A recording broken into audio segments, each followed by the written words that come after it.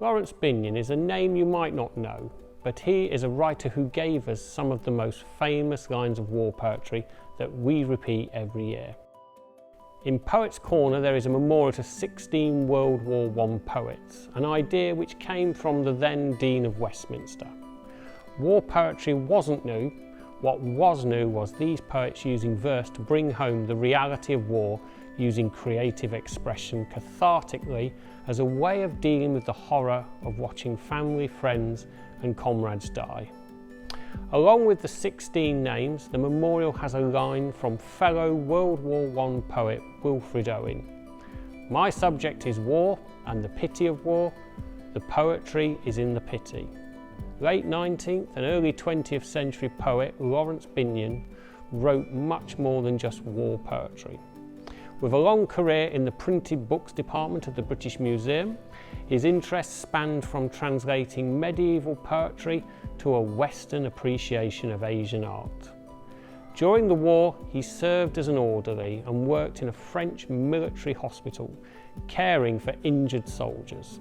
As casualties grew, his most well-known poem, For the Fallen, was seen as the focal expression of national grief.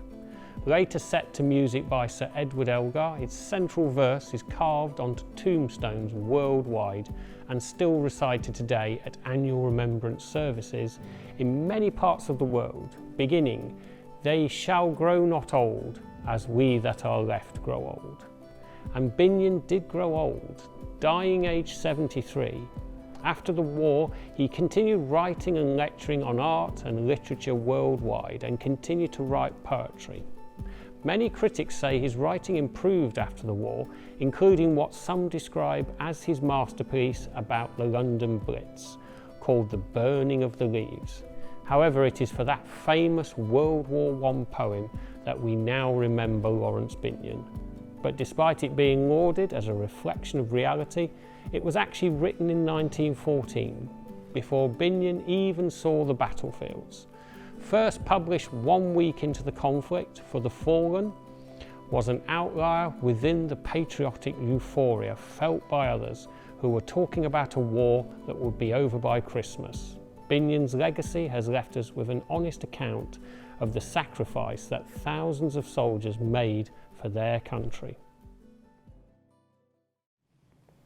With proud thanksgiving, a mother for her children, England mourns for her dead across the sea. Flesh of her flesh they were, spirit of her spirit, fallen in the cause of the free. Solemn the drums thrill, death, august and royal sing sorrow up into immortal spheres. There is music in the midst of desolation, and a glory that shines upon our tears. They went with songs to the battle. They were young, straight of limb, true of eye, steady and aglow. They were staunch to the end against odds uncounted. They fell with their faces to the foe. They shall grow not old, as we that are left grow old. Age shall not weary them, nor the years condemn. At the going down of the sun and in the morning, we will remember them. They mingle not with their laughing comrades again. They sit no more at familiar tables of home. They have no lot in our labour of the daytime. They sleep beyond England's foam, but where our desires are and our hopes profound, felt as a wellspring that is hidden from sight to the innermost heart of their own land, they are known as the stars are known to the night, as the stars that shall be bright when we are dust, moving in marches upon the heavenly plain, as the stars that are starry in the time of our darkness. To the end they remain.